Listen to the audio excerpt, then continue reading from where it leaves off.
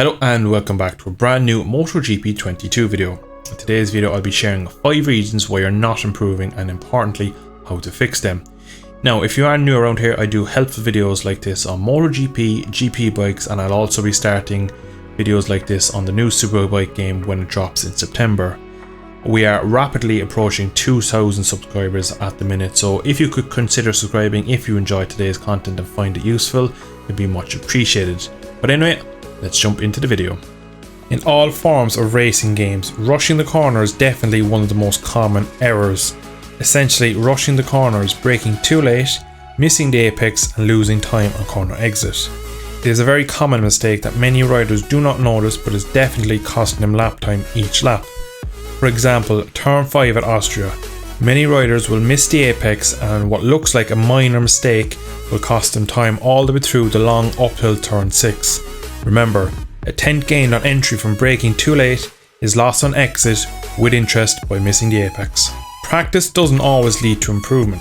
The wrong type of practice will actually cause you overall to be slower and mistake prone. By focusing on one lap pace in practice and not doing longer runs, you will find the limits of the bike but not be able to ride like that for a full race. By practicing with a bike on ideal race tyres and fuel, you will become more consistent riding closer to your limit but not over it. At the end of each practice, leave 5 minutes aside to push for a qualifying lap time to keep your 1 lap pace sharp. Now just like any other skill or talent, racing games are exactly the same in the way watching a high level player will make you see certain actions they perform. These usually will be the difference between an average and a top level player. The small details is where 2 or 3 tenths per lap is lost. Watching esports riders will show how fast riders get around the track and also where you're losing out.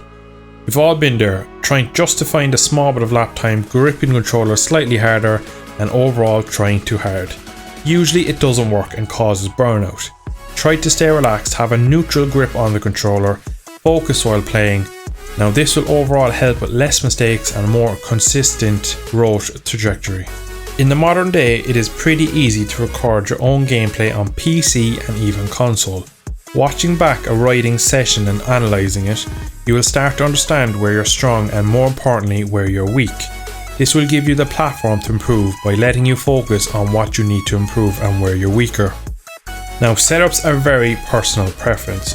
What works for some won't always work for you, as simple as having the right tyres for your riding style or even the right traction control setting can transform how the bike reacts and behaves over a race distance.